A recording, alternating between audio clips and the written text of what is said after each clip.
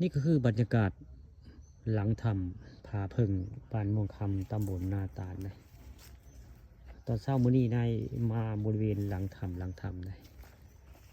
มาแต่เก่าเคยอยู่แต่ใต้ถ้ำเลยมื้อนี้อยู่หลังถ้ำพี่น้องหลังถ้ำผาพึ่งบ้านม่วงคำตำบลนาตาลเลยไก่ป่ากับคันถ้าไก่ป่าคัน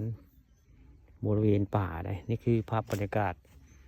ภูบ้านม่วงคำตำบลนาตาลหลังถ้ำและหลังถ้ำได้พี่น้องเรียนลงไปก็จะเป็นนาโศกบ้านม่วงคำตำบลนาตาลได้เรียนลงไปที่ทัศน์สวยงามพี่น้องโหนี่คือภาพบริเวณหลังถ้ำภูผาพึ่งบ้านม่วงคำตำบลนาตาลได้ภูขาปานทองคำผสมมานี่มาบริเวณภูบ้านม่วงคำตำบลนาตาลได้มากับทีมงานลุงมงคลคนบ้านม่วงคำตำบลนาตาลอำเภอตะงอยและทีมงานมานำกันได้ไปใส่กะบริปากันไว้ไปภูไปพามื่อนี้พาว่าเบิ่งภูพังพาพี่น้องมื่อนี้เคยเอาแต่บรรยากาศงานบุญบ้านดีมาให้เบิ่งมาให้ชมเมื่อวานนี้ไปงานบุญบ้านโนนเจริญในเมื่อวานนี้มื่อนี้มาบริเวณภูเขาบ้านม่วงคำตำบลนาตาลแล้วก็เอา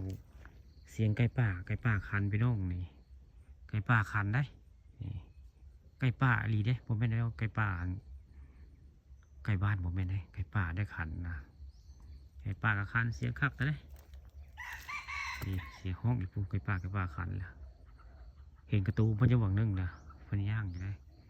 ดีพข้างหน้าก็จะเป็นผู้บ้านคูกลางไปได้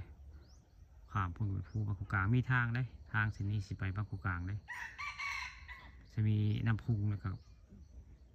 พุ่นหลับมาทางบ้านบึงสานาหลวงแล้วไปบ้านคูกลางพุ่นละนี่ภูเขาที่เคยเห็นก็ไปบ้านคูกลาง